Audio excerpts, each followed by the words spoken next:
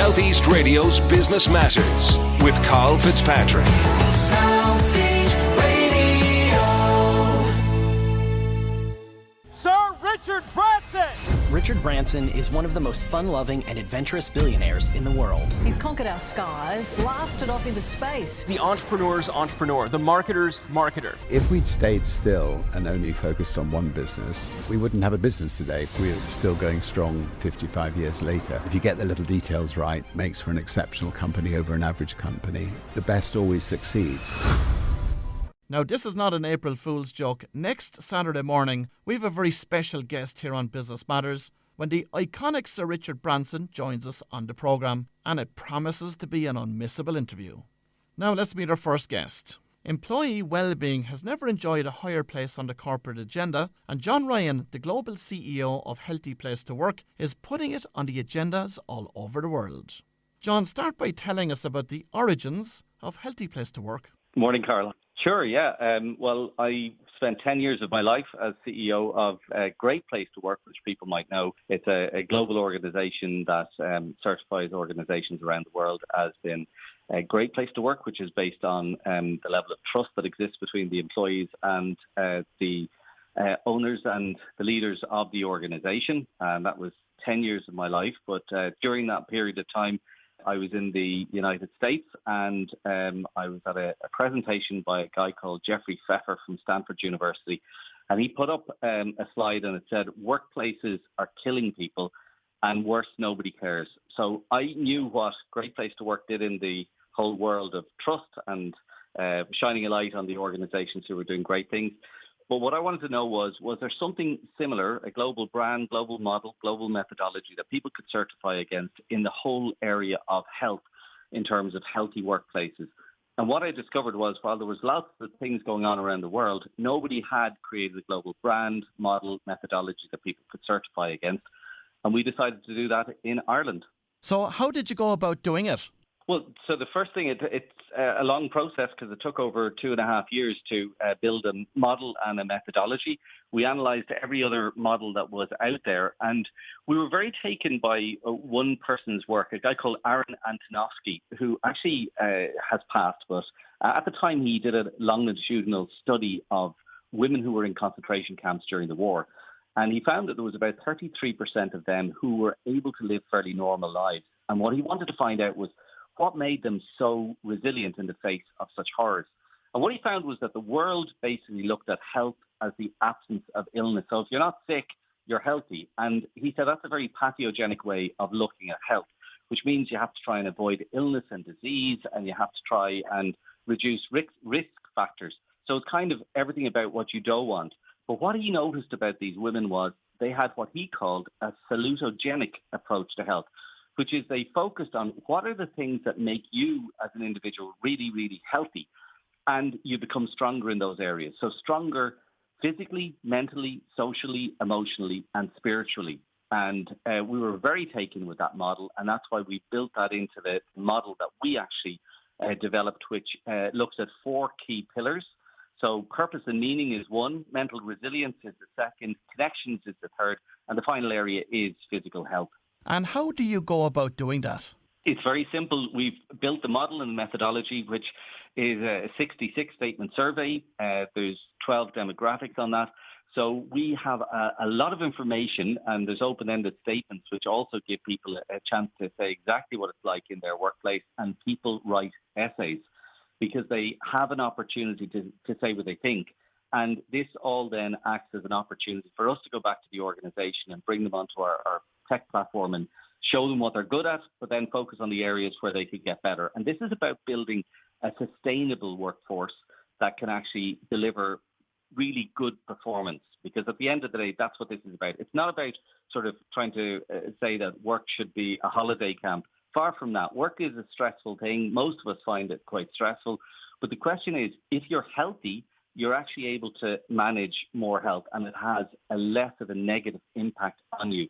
So it's really about building capacity within people so that they can deliver on a constant basis.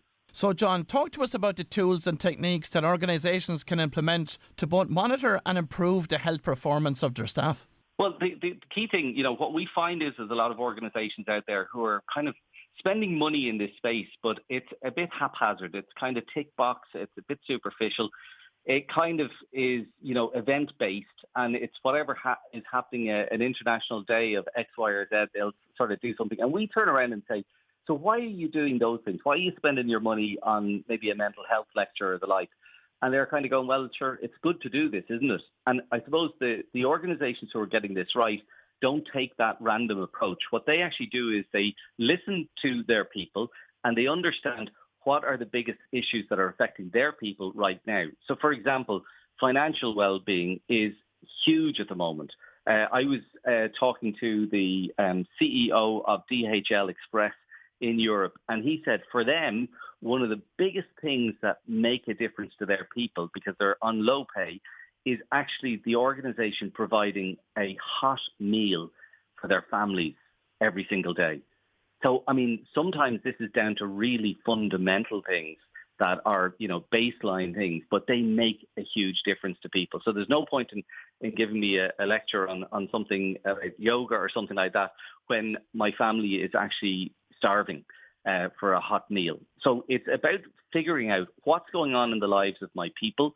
How is work impacting them? Is that a positive or a negative? It's about having a system there that you can monitor and understand what's going on so you can jump in and fix it straight away. And what are the requirements for companies that want to obtain the Healthy Place of Work certification? And indeed, what benefits can accrue for them? Well, it's really simple. It's a survey that we run and we get the data back. We analyze the data and then we benchmark the data. So if an organization actually hits above the score for the benchmark, you can actually get certified as a healthy place to work. We obviously need to see that you're taking a strategic approach and implementing changes in your organization in response to the data that you get from the survey.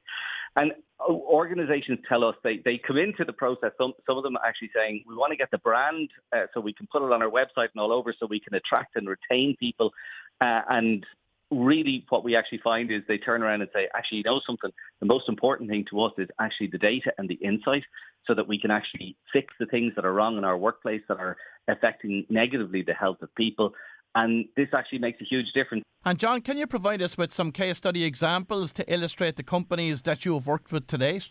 Sure. I mean, the organisation who was first in the world to be certified as a healthy place to work was the IRFU and Leinster Rugby.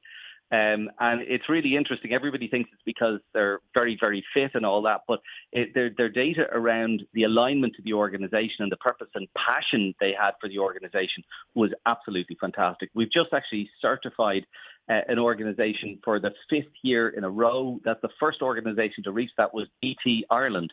So a really proud moment for them. They're absolutely delighted. And I was talking to Shay Walsh, the CEO, and he actually said to me that the fact that they've been doing it 5 years, they wouldn't have been able to get through COVID and the pandemic the way they did if they hadn't actually had this data all the way through, because they had actually learned very quickly how important it was to look after the health of their people. And they had built a resilient workforce before COVID came along. And that really, really helped them through COVID. So they're kind of examples. But I mean, we're dealing globally now, and there's fantastic examples globally of what organizations are doing. One just very quick one from a company in Finland called Futurist. They actually fired a number of clients because they realized that some clients were really negatively impacting the health of their people. So they actually turned around and they said, actually, something, we're not doing business with you anymore because it's affecting negatively our people. And so it's interesting to see how different organizations deal with different things. So how has Healthy Place to Work grown over the past 12 months? Yeah, I mean, honestly, it's fantastic to be able to, set up and create a brand and a standard in Ireland and take it to the rest of the world. So we set up first in Mexico, and in Mexico, the government over there are very progressive because they actually insist that organizations survey their people once a year on the health and well-being. And when I went to launch it out there was 200 people in the room. I thought they'd all be in HR, but they were actually all medical doctors. So they take the health and well-being of the people really seriously from a medical perspective. We've launched in Brazil, so we're in Portuguese there, in Sweden, in the States, and only last week I was in Dubai, actually, certifying the Dubai police force. So it's so exciting to be able to bring something from Ireland to the world and let us set the standard. Healthy Place to Work recently revealed the findings of research regarding the impact of organisational resources on employee health. What were the key findings of this research, John? Yeah, I mean, it's basically saying that if you actually invest in the health and well-being of your people, it comes back to you in spades. Now, that may not be the technical way they put it, but that's the way I think most people see it. And the things that matter most is the view of leadership of this. It's really important. There's a statement in there which basically says, senior leaders in this organisation care about my health and well-being. If that statement is answered negatively, basically the people in the organisation don't really care about the organisation because they reciprocate. Whereas if they actually believe that the leaders care about their health and well-being, well, then they reciprocate by caring about the organisation. So number one, they stay with the organisation longer, and when they're there, they perform better for the organisation. So that sort of the investment in people's health and well-being is reciprocated by that deep loyalty to the organisation, which is really important. The second piece that's really important is leaders, are they role models for healthy behaviours? Now, this doesn't mean, they're putting on Lycra and, cycling off at the weekend or something like that. This is more fundamental, like on a daily basis. Are they behaving in a way? Do they accept toxic behaviours in the workforce? Do they accept bullying in the workforce? Or do they actually care about the health and well-being so much so that they make sure that the workforce and the workplace is a safe place for people to operate in? So I think the investment that organisations make, if they do it strategically and if they do it in an evidence-based way, will actually bring back so much to the organisation, and it protects the organisation, and it acts as a risk preventer because you get a bit of notice of what's probably going to happen in 6 to 12 months' time if you don't actually deal with the issues that come up. And what impact can organisational values such as work autonomy have on employee health? Yeah, I think this is a really big one. It's so clear that people want to be able to actually shape their own work engagement with their organisations. Now, this is obviously done in consultation with the organisation, but the idea of kind of, coming to a workplace, working 9 to 5 in a very structured way, unless you're on maybe a manufacturing line and understanding that a lot of people have no choice but to be in a workplace. For others, where there is a potential for flexibility, people love the autonomy. So it's called job crafting in sort of, the technical side. And that's actually where you sit down with your leader, your manager, whatever, and you actually decide the work you do, when you do it, where you do it, how you do it, who you do it with. So basically you craft the job in a way that works for you and works for the organisation. And that's just so important for people nowadays. So it's taking a much more mature approach to work. And once you treat people in that mature way, they tend to act in a mature way too. And that's what you want in an organisation. So for businesses that are starting out on this journey, what are your top tips for them? Well, the top tips is to ask people, if you can, obviously run a survey, but even if it's a case of you've got a small sort of 4 or 5 person business, you can go around and sit with people and just talk to them about what's going on in terms of their health and well-being and their fitness and their diet and their sleep and all those things that impact on their life. But in the best case scenario, you run a simple survey, you get the data back and you utilize that data to be able to focus your attention on the things that really matter to people so that you can actually show, number one, you care, and number two, that you're actually going to take action to resolve the issues that are happening in the organisation. And John, finally, what are your growth plans for Healthy Place to Work over the next few years? Well, we've just launched a book. It's been published in the United States by Wiley, who are one of the biggest publishers over there. It's called Make Work Healthy. And basically that book hopefully will go, it's been translated into Portuguese. It's for the Brazilian market, which is an enormous market of 220 million people. It's been translated into Spanish for Mexico and for the Spanish-speaking world. So that's really important for us then to go global and bring this standard to the world. And I think it's a really proud moment for Ireland to do just that. We've given a lot of things to the world over the years. I think this is just going to be one more really important thing that we're going to bring to the world. Well, if you've just tuned in, that was John Ryan from Healthy Place to Work, and it's great to see that this excellent concept is getting the international recognition that it deserves. Southeast Radio's Business Matters with Karl Fitzpatrick. Southeast Radio.